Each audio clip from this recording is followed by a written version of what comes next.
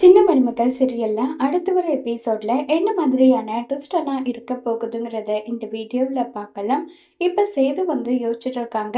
5 kilometre தூரம்னா குழந்தை திடீர்னு இருந்தா குழந்தைய பசி ஆத்த முடியாது. என்ன பண்ணலாம்னு யோசிச்சுட்டு இருக்காங்க. அப்ப தமிழோட அப்பா செல்லப்பாண்டி மாப்பிள்ள உங்களுக்கு எந்த ஒரு பிரச்சனையும் இல்லைன்னா நீங்க வேணும்னான்னு சொல்லிட்டு வீட்டுல தங்க சொல்லலாம்னு சொல்லி யோசிக்கிறாங்க. உடனே சேது இல்ல இல்ல அதெல்லாம் வேண்டாம், அதெல்லாம் சரிப்படாதுன்னு சொல்லி சேது முகத்துல அடிச்ச மாதிரி பேசிடுறாங்க. உடனே சேது இருங்க ஏதோ ஒண்ணு நான் அப்பா கிட்ட பேசிட்டு அதுக்கப்புறம் ஏதோ ஒண்ணு சொல்றேன்னு சொல்லி அவங்க பாட்டுக்கு கிளம்பி போனதும் உடனே நம்ம தமிழ் பயங்கரமா திட்டுறாங்க. இங்க பாருப்பா, அவங்க புள்ளைய அவங்க பாத்துக்க வேண்டியது அவங்களுடைய பொறுப்பு. இதுல நீங்க இங்க தங்குங்க அங்க தங்குங்க இங்க இருங்க நல்லா நீங்க யாரும் சொல்லிட்டு இருக்க கூடாதுன்னு சொல்லிட்டு கோபமா அங்க இருந்து கிளம்பி போயிடுறாங்க.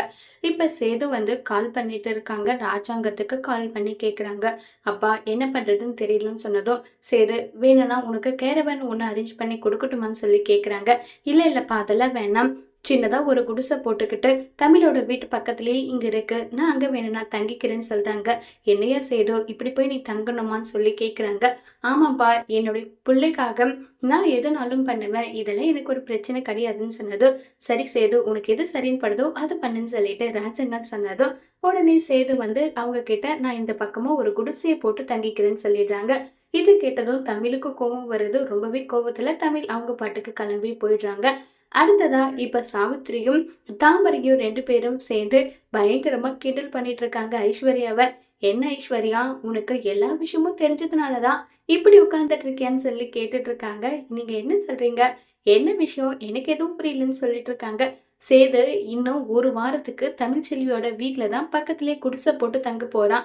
இந்த விஷயம் உனக்கு தெரியுமான்னு சொல்லிட்டு கேட்டுட்டு இருக்காங்க. இது கேட்ட உடனே ஐஸ்வர்யா நேரா ஈஸ்வரி கிட்ட போறாங்க. என்ன ஆண்டி, இப்படி ஒரு விஷயம் நடந்துருச்சு, இதை எப்படி என்னால ஏத்துக்க முடியும்னு சொல்லி கேள்வி மேல கேள்வி கேக்குறாங்க. ஐஸ்வர்யா நீ கவலைப்படாத, நான் இருக்கேன்ல, நான் பாத்துக்கிறேன்னு சொல்லிட்டு சேதுவுக்கு கால் பண்றாங்க. சொல்லுங்க சின்னம்மான்னு சொல்லிட்டு சேது சொல்றாங்க.